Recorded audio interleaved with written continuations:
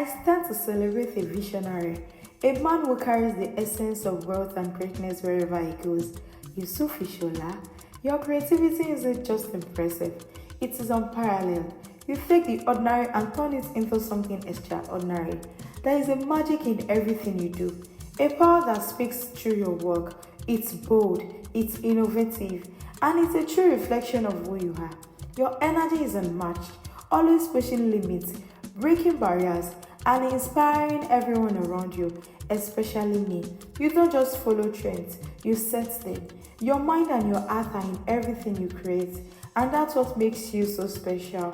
You don't just design, you elevate everything to new heights. So today, I pray for a life filled with euphoria, a lifetime of success that mirrors the greatness you embody, and a legacy that will stand the test of time. You deserve the best. You deserve the word Ishola Ami. Now, let the words of our ancestors rise as I celebrate you. Ojawe oluyere, ikú ti yẹ lórí rẹ. Bí kú bá ń ṣá ẹgbẹ́ rẹ pa, ọ̀tọ̀ lóye kó má yà ọ́ sí. Gbogbo aláwẹ̀ òbí ni kú ń pa, ọ̀tọ̀ láyà òfúà òbí sí. Ikú má pa ọ̀kẹ́ mọ́ o, ikú ti yẹ lórí rẹ. Ojawe oríjì oníṣìtẹ̀, ọmọ Ìbàdàn lé Olùyọ̀lé, nílé yèyé tó bí ọlọ́mọ. Ayé wáyà má lárùn nǹkan lára, ìjà gbóró lárùn Ìbàdàn. Ìbàdàn lójó, ìlú Àjàyí, ìlú Bíkúnlé olódògbò kẹrìnkẹrìn, ẹ̀yin lọ́mọ owó kẹ́ńbẹ̀rẹ̀ bí ìjà. Ìbàdàn kúre, Ìbàdàn bèrè kí o tó wọ̀ ọ́, níbi olè ń gbèjà rẹ olóhùn. Járe lé bàbá tó bí ọlọ́mọ, mẹ́bí wọn lọ́mọ dábìjà lẹ́yìn. Ẹ̀rìn mọ̀jẹ́ ọmọ sàájà, sámọ̀ jẹ́ àgbàmúdọ́ ọmọ ẹlẹ́rìn mọ̀sá. Ọmọ Adélé Solú ni wọ́n ń kíran bàbá tó bí ọlọ́mọ. Ẹni ìmọ̀dú bá fọwọ́ bàbí ó bá lóyún. Àjẹpọ́mọ ti tọ́nú olúwa rẹ ni nílé bàbá tó bí ọlọ́mọ. Bí kékeré ìmọ̀jẹ́ bàtà ni lọ́fà bàbá kú.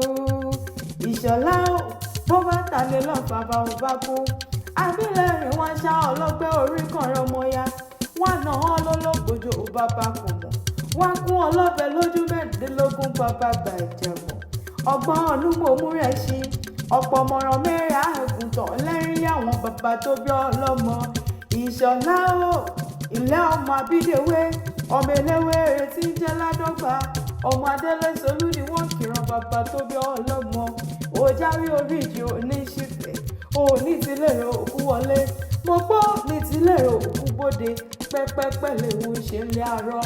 Àtẹ̀pẹ́lẹsẹ̀ ń tẹ́ ẹ̀nà, kó o gbó nínú owó, nínú ọlá, nínú àìtètè kú tí ń ṣe báàlẹ̀ ọ̀rọ̀ kúkú ni.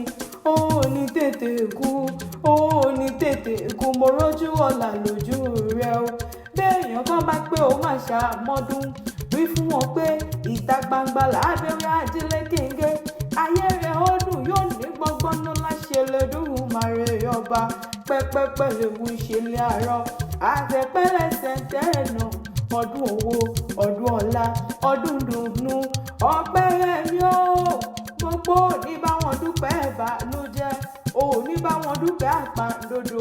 Ọpẹ́ òre, ọpẹ́ dùnnú ló mọ̀ dá láṣẹ lẹ́dùn màrè ọba. Mzambi creative, lókè lókè lọ́la kún fàyà kún. Àṣeyí ṣàmọ́dún ọdún ayọ̀ lọ́sìn mọ́ ṣe.